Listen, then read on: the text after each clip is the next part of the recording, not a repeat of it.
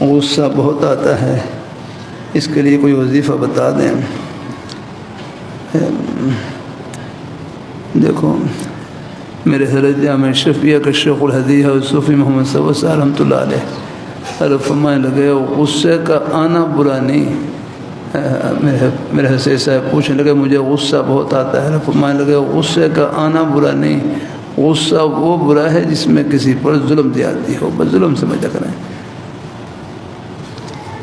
ہمارے حضرت مولانا سید حامی رحمۃ اللہ علیہ ان سے کسی نے کیا مجھے غصہ بہت آتا ہے، فرمانے لگے غصہ بڑا سیانا ہے، یہ کمزور پر آتا ہے، طاقتور پر نہیں آتا ہے۔ فرمایا تم یہ سوچ لیا کرو کہ ایک ذات ایسی ہے جن کا قبضہ قدرت میں سب کچھ ہے، وہ اپنے بندوں کے ساتھ نرمی والا معاملہ، رحم کرم والا معاملہ کرتے ہیں، تو تم بھی ان کے بندوں کے ساتھ یہی معاملہ کرو۔ ہاں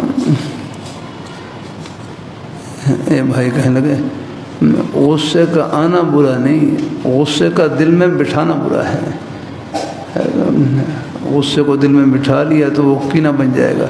کینہ ہے نا، کینہ یہ غصے کو پکانے کا نام ہے۔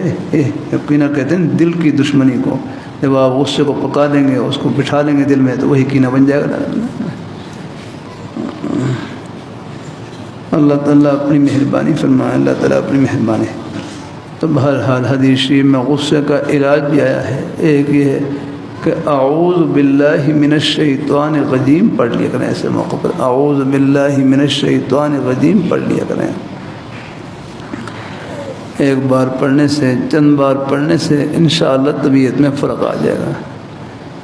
دوسرا یہ ہے اگر کھڑے ہیں تو غصہ ہے، کھڑے ہیں تو بیٹھ جائیں، پھر بھی اگر غصہ نہ جائے تو لیٹ جائیں الحمدللہ۔ یہ اپنی حالت بدلنے سے بھی انشاءاللہ غصے میں فرق آئے گا الحمدللہ۔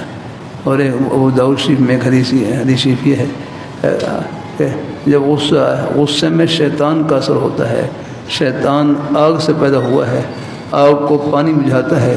فَإِذَا غَضِبَ أَحَدُكُمْ فَلْيَتَوَضَّأْ، جب تم میں سے کسی ایک کو غصہ آئے تو وضو کر لیا کریں، وضو کرنے سے بھی طبیعت میں فرق آئے گا انشاءاللہ۔ اللہ اپنی مہربانی فرمائے۔ بس یہ غصے کی حالت نے ایک بس یہ گویا کہ بس چند سیکنڈ کی حالت ہوتی ہے، چند لمحوں کی حالت ہوتی ہے جاگنا۔ ہاں بس اللہ تعالیٰ بعض دفعہ اس میں بڑے ناعاقبت اندیش کام کر جاتا ہے آدمی جاگا۔ ہمارے ہر مفتی جمیل احمد صاحب تھانوی رحمۃ اللہ علیہ، ان کے پاس لوگ آتے کہتے ہیں میں نے غصے میں طلاق دی، میں نے غصے میں طلاق دی۔ فرماتے ہیں کوئی ہنس کر بھی طلاق دیتا ہے، کوئی ہنس کر بھی طلاق دیتا ہے، غصے میں ہی اپنے آپ کو قبول رکھنا ہوتا ہے۔ بھائی ہر خیال اور غصے کی حالت میں جو خیالات آتے ہیں عام طور پر ان میں آگے جو خلاف شرع خیال آتے ہیں، جدائی کے اور ابھار کے، یہ سب نفس و شیطان کا حصہ ہوتے ہیں۔ ایک تو ہے نا اللہ کے لیے غصہ ہو کوئی کسی بات، وہ تو الگ بات ہے، ورنہ واقعی جو خلاف شرع کام آگے گناہ کے کام کے، اور اسی طرح جدائی کے اور فرقت کے، یہ سب خیالات یہ نفس و شیطان کا حصہ ہوتے ہیں۔ ان پر اعوذ باللہ من الشیطان الرجیم پڑھ لیں اور اللہ سے پناہ مانگا کریں۔ اللہ تعالیٰ اپنی مہربانی فرمائے، اللہ اپنی مہربانی فرمائے۔ بہرحال ایک بزرگ استاد تھے، وہ اپنے بچوں کے ایک بزرگ استاد، ان سے بچے پوچھنے لگے کہ استاد جی ہمیں کوئی ایسی چیز بتلائیں کہ ہم کھا بھی لیں اور پی بھی لیں اور روزہ بھی نہ ٹوٹے۔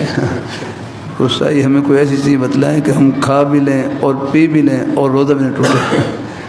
تو بڑی عمر کے بزرگ استاد تھے، کہنے لگا میرے قریب آؤ، قریب آؤ، یہ جوتے کھاتے جاؤ، غصہ پیتے جاؤ، کھا بھی لو گے، پی بھی لو گے اور روزہ بھی نہیں ٹوٹے گا۔ میرے قریب آؤ، یہ جوتے کھاتے جاؤ اور غصہ پیتے جاؤ، کھا بھی لو گے اور پی بھی لو گے، روزہ بھی نہیں ٹوٹے گا الحمدللہ۔ تو بھائی غصہ پینا یہ ایسا شربت ہے کہ یہ روزے کو بھی اور پکا کرے گا، اس سے روزہ نہیں ٹوٹتا الحمدللہ۔ ہاں اللہ تعالیٰ اپنی مہربانی فرمائے۔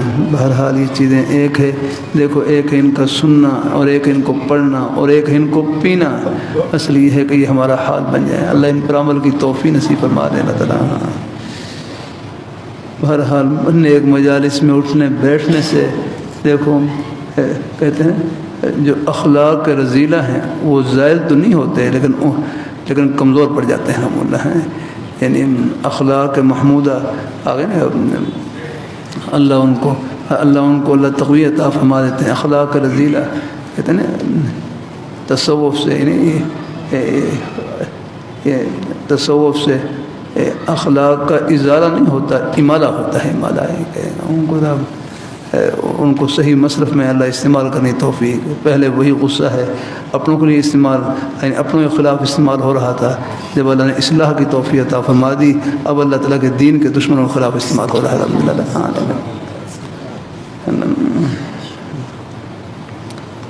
ہر عمر رضی اللہ تعالیٰ پہلا اب ایک غصے کی حالت تھی نہیں، پہلے وہی اپنی بہن اپنی ہمشیرہ کے انہیں اپنے ہمشیرہ کے اوپر استعمال ہوا، لیکن جب اللہ نے اسلام کی توفیق عطا فرما دی پھر اللہ تعالیٰ نے